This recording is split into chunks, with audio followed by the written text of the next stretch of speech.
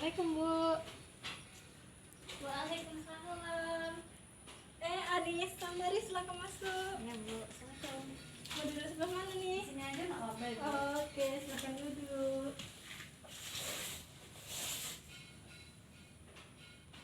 Anissa dari mana?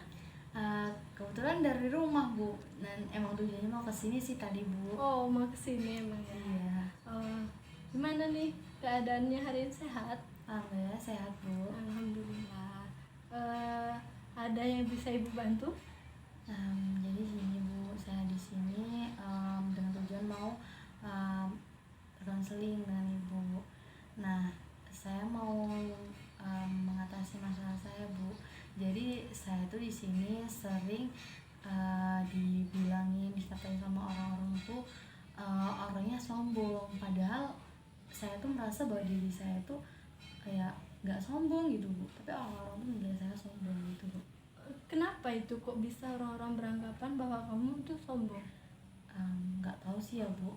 Tapi menurut saya mungkin mereka menilainya dari segi ini Bu.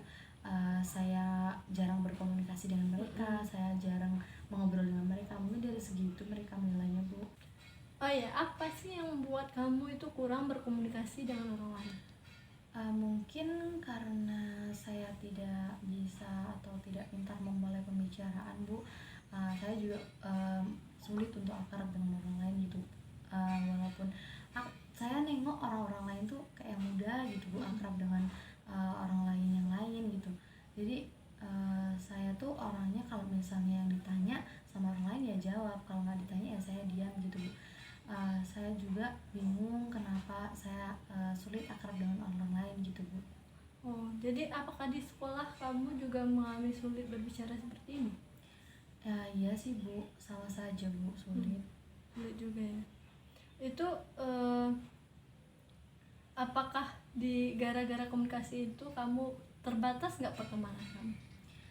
Ya cukup terbatas sih Bu, karena teman saya cuman di sekolah tuh cuman ada satu, itu pun teman dari zaman SD Bu.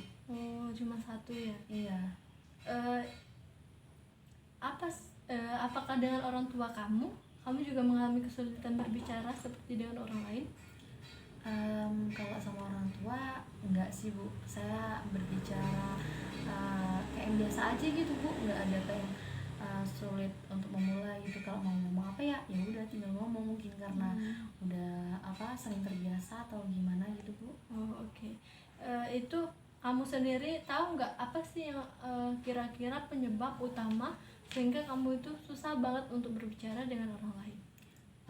Kurang tahu ya Bu, tapi mungkin karena saya anak tunggal dan saya di rumah itu cuman dengan orang tua saya, jadi saya ya komunikasinya juga jarang gitu Bu. Jadi mungkin ya mulai dari situ jadi Nah, dari masalah yang kamu ceritakan tadi dapat Ibu simpulkan bahwa masalah kamu itu sering dibilang sombong sama orang-orang, terus padahal kamu sendiri itu merasa tidak sombong dan sebenarnya kamu tuh sulit untuk berkomunikasi dengan orang lain dan kurang terbiasa juga kan? Iya betul Bu. Nah, sekarang apa sih tindakan yang kedepannya ingin kamu lakukan untuk masalah kamu ini?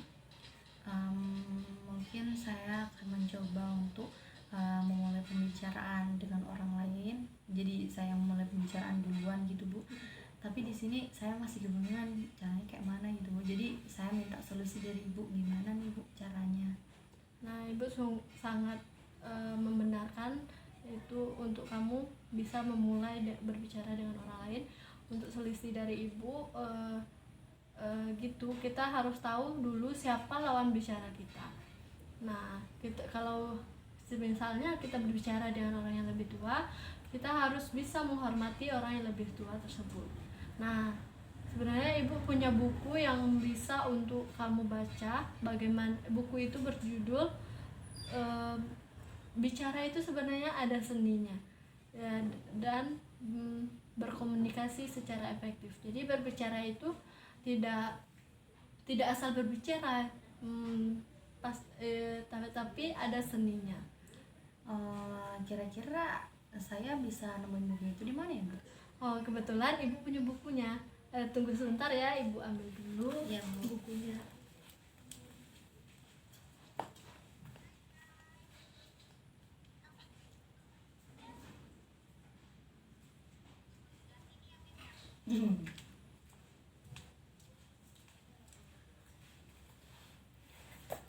Nah, ini bukunya judulnya bicara bicara itu ada seninya, rahasia komunikasinya efektif, karya Oh Soo-hyang. Buku ini jika kamu pedomankan dengan baik akan merubah cara berbicara kamu ke arah yang lebih baik, perlahan namun pasti. Nah, jadi ibu harapkan kamu benar-benar memahami setiap buku ini dan membacanya dengan teliti, dan sambil membaca buku ini kamu bisa mempraktekannya langsung di lingkungan kamu dan di sekolah juga bisa. Jadi sambil membaca kamu juga harus mempraktekannya langsung agar kamu bisa memahami isi buku ini. Soalnya kalau nggak dipraktekin ya percuma juga gitu kan. Nah, ibu pinjamkan untuk kamu. Ya, makasih ya Bu sebelumnya. Terus kira-kira nanti saya ngembaliin buku ini kapan ya Bu? Untuk mengembalikan bukunya ini, intinya dulu kamu harus paham dulu buku ini. Jadi sebelum kamu kembalikan, kamu harus sudah benar-benar paham. Ya jangan ditunda-tunda juga, karena ini masalah yang menurut ibu penting. Jadi kamu harus membacanya dengan cepat, tepat, dan teliti kayak gitu ya. Iya Bu. Nah, setelah paham, ibu harapkan yang membalikan buku ini kamu sendiri. Kenapa? Soalnya ibu sendiri pengen tahu apakah buku ini membawa perubahan untuk merubah cara berkomunikasi kamu ke arah yang baik apa atau tidaknya. Gitu Oke. ya, Bu. Baik ya Bu, terima kasih Bu karena sudah menerima saya sebagai klien Ibu, sudah memberikan solusi terbaik Ibu. Nah, jadi saya mohon pamit dulu ya Bu, karena mungkin udah sore, nanti takutnya mengganggu waktu Ibu. Oke, nggak apa-apa, sebenarnya nggak mengganggu kok. Iya. Besok-besok kalau misalnya ada masalah bisa kok datang lagi sama ibu. Iya Bu. Intinya pedomanin buku ini ya dengan baik. Iya Bu. Ya udah. Ya udah Bu, kalau gitu saya permisi pulang Ayo, dulu ya Bu. ibu antar ke depan. Iya Bu. Mari. Hati-hati di jalan.